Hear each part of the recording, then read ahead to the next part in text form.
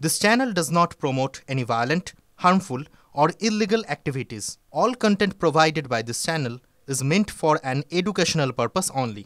Institutional failure, প্রাতিষ্ঠানিক ব্যর্থতা। আজিকর মামলায় রায় ঠিক এই ভাষাতেই রাজ্যের সমালোচনা করেছেন শিয়ালদা কোর্টের বিচারক। টালা থানার পুলিশ ও সিবিআই তদন্তে একাধিক গাফিলতির প্রসঙ্গ উঠে এসেছে নির্দেশনামায়। যদিও সিসিটিভি ফুটেজ এবং ডিএনএ এর উপর ভিত্তি করেই বিচারকের পর্যবেক্ষণ অপরাধ একজনই ঘটিয়েছে। দেশ তোলপাড় করা আরজিকরের খুন ধর্ষণ কাণ্ড বিরলতম ঘটনা নয়। ১৭২ পাতার নির্দেশনামায় তার ব্যাখ্যা দিয়েছেন শিয়ালদা কোর্টের বিচারক অনির্বাণ দাস। সেই সঙ্গে বেশ কিছু প্রশ্নও তুলে দিয়েছেন তিনি।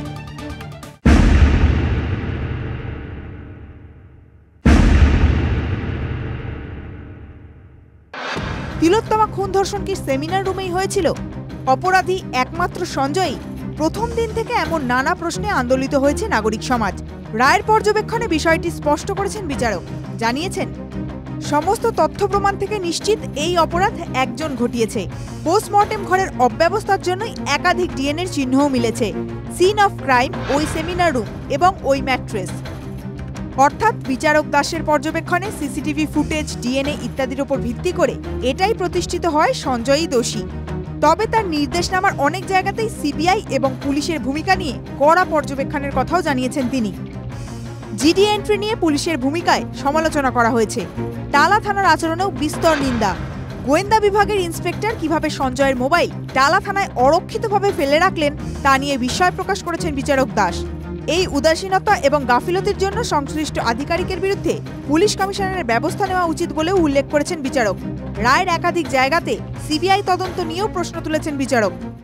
মোট ১২৮ জনের নাম ছিল চার্জশিটে, তার মধ্যে ৫০ জনকে মাত্র সাক্ষী করানো হলো, বাকিদের করানো হলো না কেন?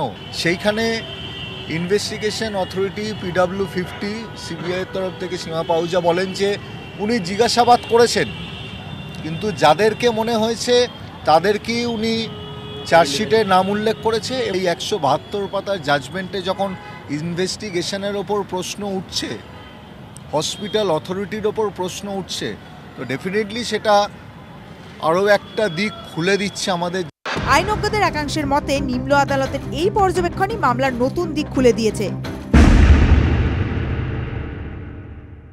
ইনভেস্টিগেটিং এজেন্সি চার্জশিট এবং পরবর্তীকালে সাক্ষ্য ইত্যাদির সাক্ষ্য প্রমাণের মাধ্যমে যে সমস্ত জিনিসগুলোকে তার সামনে হাজির করেন, তার সেই জায়গায় কিন্তু সীমাবদ্ধ থেকে বিচারটা করতে হয় এবং তার উপরে দাঁড়িয়ে বিচারক বিচার করেছেন। কিন্তু যে সমস্ত সাক্ষ্য প্রমাণ আজকে পর্যন্ত এসছে আর যাদের নাম উঠে এসছে, তার ভিত্তিতে এই বিচার যথাযথ হয়েছে কি না তার পরবর্তী আদালতে আবেদন জানানোর সুযোগ রয়েছে। যদি তা হয় তাহলে এখানে শেষ নয়, এখানে শুরু। তিলোত্তমার পরিবারও মনে করে শিয়ালদহ আদালতের রায় একটা মাত্র সিঁড়ি টপকানো গেছে। বিচারে এখনো অনেক পথ খোলা আছে। আমরা কখনোই সিবিআই চাইনি, আমরা ম্যাজিস্ট্রেট পর্যায়ে তদন্ত এবং কোর্ট মনিটরিং চেয়েছিলাম। হাইকোর্ট প্রথম দিনের শুনানিতেই কলকাতা পুলিশের কাজকর্ম দেখে সিবিআইকে ভালো মনে করে সিবিআইকে দিয়েছিল, কিন্তু সিবিআই আমাদের মন মতো কাজ করেনি এবং কোর্টের মন মতো কাজ করেনি। তার জন্যই কোর্টের সামনে আরও কোশ্চেনগুলো রেখেছি। আশা করছি ভবিষ্যতে কোর্ট এই সমস্ত প্রশ্নের উত্তর সিবিআইয়ের কাছ থেকে আদায় করবে এবং আমাদের ন্যায় বিচার দেওয়ার জন্য সাহায্য করবে। আইনজ্ঞদের মতে যতদিন তদন্ত প্রক্রিয়া থাকবে এবং যতক্ষণ পর্যন্ত আবেদন করার ক্ষমতা থাকবে, ততদিন এই মামলায় অভিযুক্তদের নিস্তার নেই। যে কোনো সময় তারা আইনের ফাঁসে আটকে যেতে পারেন। Bureau report, TV9 Bangla. কেন যাবজ্জীবনী হলো সঞ্জয়? আদালতে সিবিআই এর যুক্তি ছিল বিরলতম অপরাধ, কিন্তু দাবি অনুযায়ী পর্যাপ্ত প্রমাণ দিতে কি ব্যর্থ হলো কেন্দ্র সংস্থা? তেমনই দাবি করছেন তিলোত্তমার পরিবার থেকে মুখ্যমন্ত্রী। ফাঁসির জন্য যে সমস্ত তথ্য প্রমাণ প্রয়োজন ছিল সিবিআই সেগুলো পেশ করতে পারেনি, সেজন্যই তার ফাঁসি হয়নি। সিবিআই এর গায়ে কি আরও একবার ব্যর্থ তকমা সেঁটে গেল? আরজিকর মামলায় সঞ্জয় রায়ের মৃত্যুদণ্ড না হওয়ায় এই প্রশ্নই বড় হয়ে উঠেছে।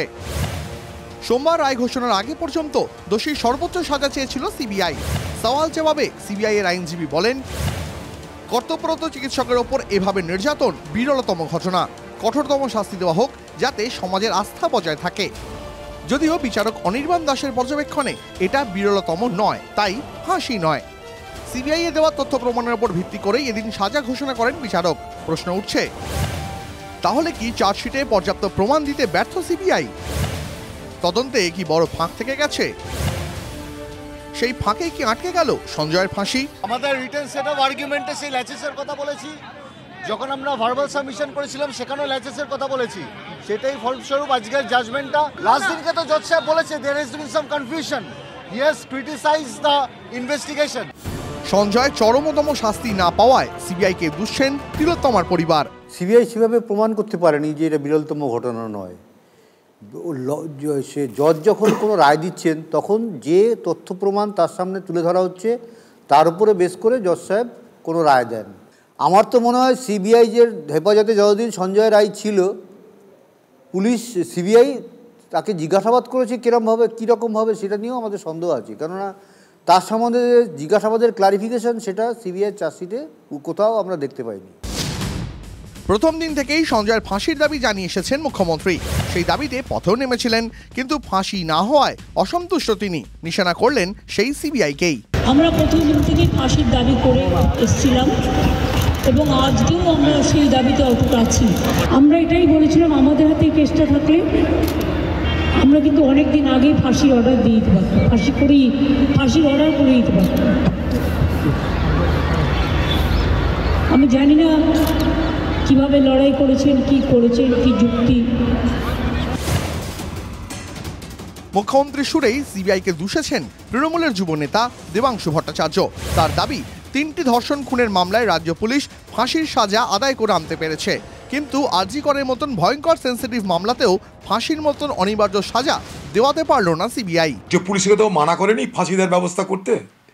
রাজ্য পুলিশ মনে করলেই সুপ্রিম কোর্টে হাইকোর্টে গিয়ে বলতে পারে যে আমি শিয়ালদা কোর্টের বিচারে সন্তুষ্ট নই, তাই আমি পুনর্বিচার চাই, পুনর্তদন্ত চাই। সঞ্জয়ের কঠোর শাস্তির দাবিতে উচ্চ আদালতে ছে রাজ্য। তাই সমাজ, পরিবার, মানুষ কেউ খুশি নয়।